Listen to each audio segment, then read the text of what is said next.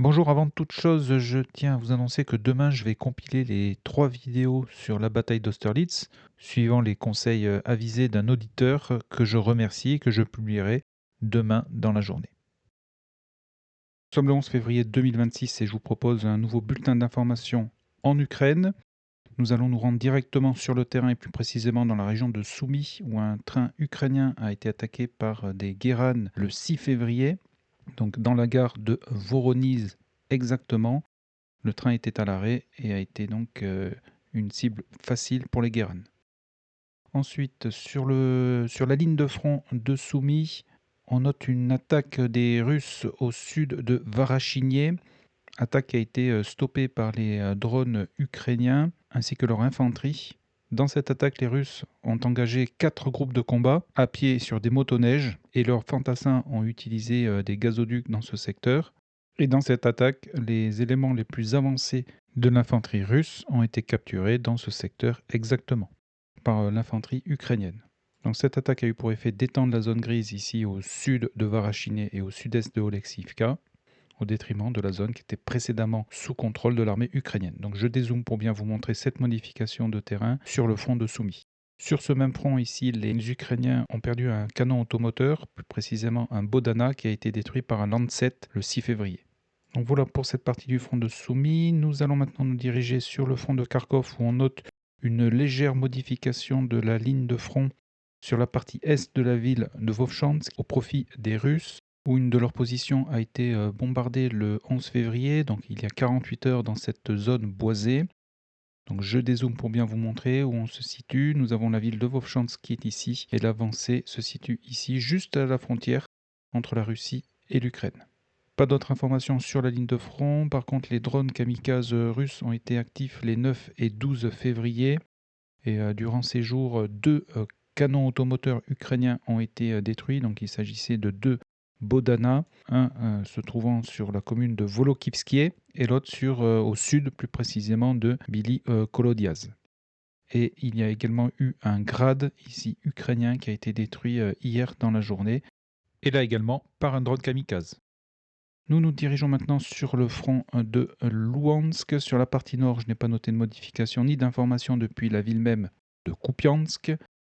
Sur le sud-est ici, les Russes ont lancé une nouvelle attaque en direction du village de Podoli, attaque qui a été menée par plusieurs quads, dont un a été détruit sur cet axe ici, donc à l'est du village de Podoli. Mais cela n'a pas entraîné de modification des zones de contrôle par rapport à la dernière vidéo.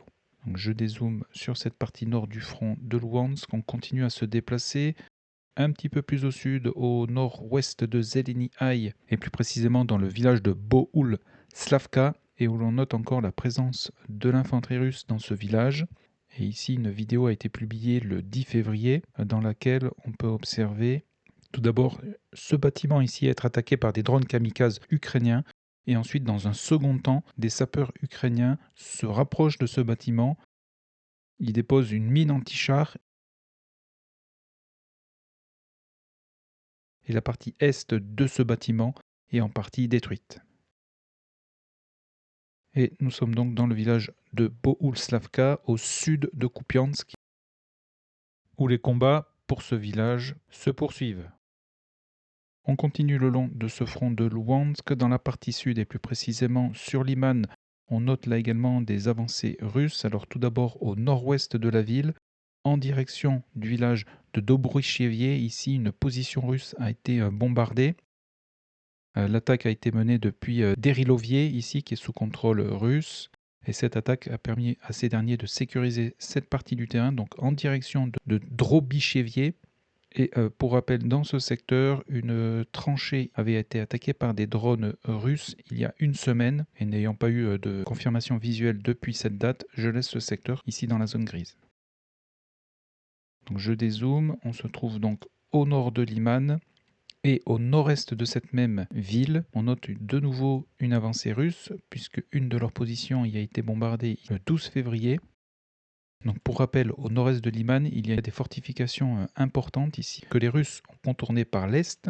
Donc pour rappel, ils avaient pris ici ces dernières semaines ces fortifications ukrainiennes et ils ont donc percé en direction de la ville. Et actuellement, ils semblent ici contourner ces défenses. comme vous pouvez ici le constater. Je dézoome. Donc voilà pour le secteur de Nyman. On continue le long de la ligne de front. Sur le front de Siversk, je n'ai noté aucune modification. À noter qu'une position russe ici a été bombardée au sud-est de Lipivka. On continue. Nous arrivons maintenant sur le front de Chassifiar, à l'est de la ville, et plus précisément sur Bakhmout. C'est un grade russe qui a été détruit par un drone kamikaze ukrainien après avoir été découvert dans ce bâtiment. On continue, nous arrivons maintenant sur le front de Konstantinivka, où je n'ai pas noté de modification le long de la ligne de front. Le quartier au sud-est reste toujours disputé. Ici, une position russe a été attaquée par des drones kamikazes il y a 3 jours.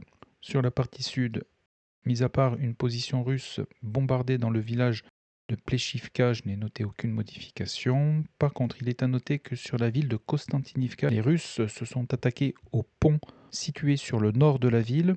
Ce sont plus précisément les forces aérospatiales russes qui ont bombardé ces derniers, notamment dans la journée d'hier, le 12 février. Nous avons ici un premier pont qui a été endommagé par une FAB, comme vous pouvez le voir sur la vidéo. Et un autre pont a été ciblé, mais cette fois-ci avec une FAB 3000, ce qui n'a laissé aucune chance au pont qui a été détruit ici dans cette journée du 12 février, donc hier. Donc cela dans le but de perturber la logistique et les renforts ukrainiens en direction de la ville de Konstantinivka. Nous arrivons maintenant sur le front de Pokrovsk. Ici sur la partie nord, un canon automoteur de l'armée ukrainienne, et plus précisément un AS-90, a été détruit le 29 janvier par un drone kamikaze russe, alors que ce dernier était camouflé dans ce secteur boisé. Le long de la ligne de front, sur la partie de Pokrovsk, je n'ai pas noté de modification. Au sud de Dorojnie, l'infanterie russe a été attaquée par des drones kamikazes alors qu'elle progressait le long de cette bande forestière. Sur la ville de Pokrovsk, pas de modification par rapport à la dernière vidéo. Ici, nous avons un canon automoteur ukrainien, plus précisément un Gvozdika, qui a été détruit il y a 3 jours par un drone kamikaze russe alors qu'il se trouvait ici dans cette bande forestière. Nous arrivons maintenant sur le front de Dnipro. Sur la partie nord, je n'ai noté aucune modification ni information. Sur la partie sud ici, et plus précisément donc au nord de la ville de Oulialpol, des positions ukrainiennes ont été bombardées au sud du village de Prilouki dans la journée d'hier, ce qui suggère que ce secteur n'est pas sous contrôle de l'armée russe et reste dans la zone grise. Et à l'ouest de Prilouki, ici, c'est un BMP-1 ukrainien qui a été détruit le 7 février par un drone kamikaze. On se déplace en direction de la ville de Oulialpol, où les Russes ont lancé un assaut avec leur infanterie sur le village de Zalinichnie. Donc rappelez-vous, dans les précédentes vidéos, ce village avait été particulièrement et régulièrement bombardé par les forces aérospatiales. Et le 10 février, donc l'infanterie russe a lancé un assaut donc, sur ce village, assaut qui a été précédé par l'attaque d'une centaine de drones kamikazes russes, donc de tout type, sur les positions ukrainiennes. Et ce sont les éléments appartenant au 114e régiment de chars, qui appartient lui-même à la 127e division de la 5e armée russe. Plusieurs drapeaux ont été hissés dans ce même village en date donc du 10 février. Et cela a eu pour effet ici d'étendre la zone grise en défaveur de la zone précédemment sous contrôle de l'armée ukrainienne.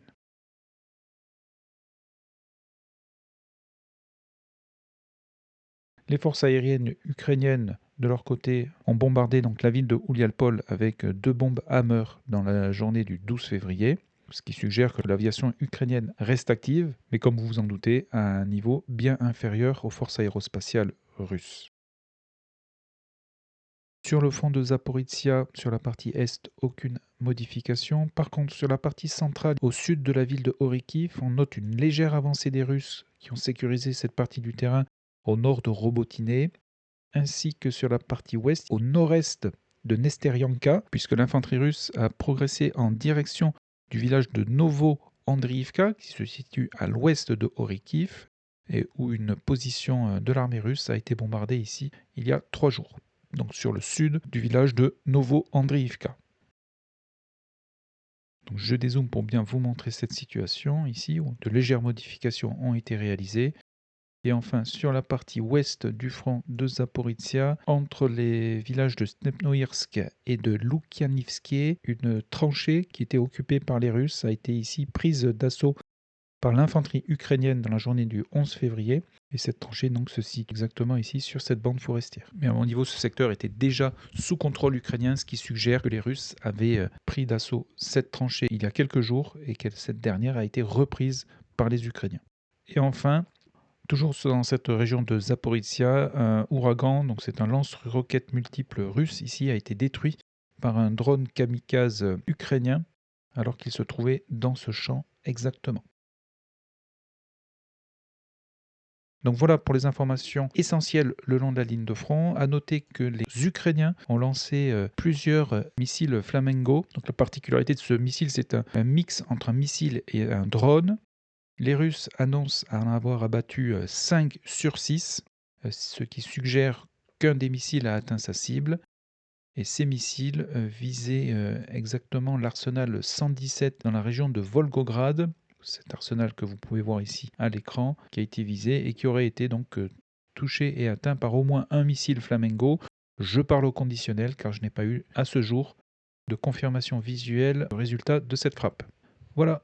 En résumé, très peu d'évolution le long de la ligne de front sur ces 3 derniers jours. Les Russes continuent de maintenir une pression autour de la ville de Liman, avec quelques gains de terrain.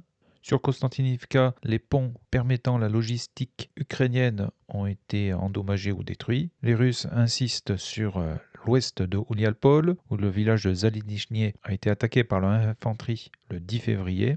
Et enfin, on note quelques gains de terrain sur le front de Zaporizhia au profit des Russes. Sont-ils en train de réactiver ce front ou seulement fixer les forces ukrainiennes de ce secteur? Mais écoutez, je vous souhaite une excellente journée, un très bon week-end et je vous donne rendez-vous pour ceux que ça intéresse demain sur la compilation de la bataille d'Austerlitz. Voilà, merci et à très bientôt.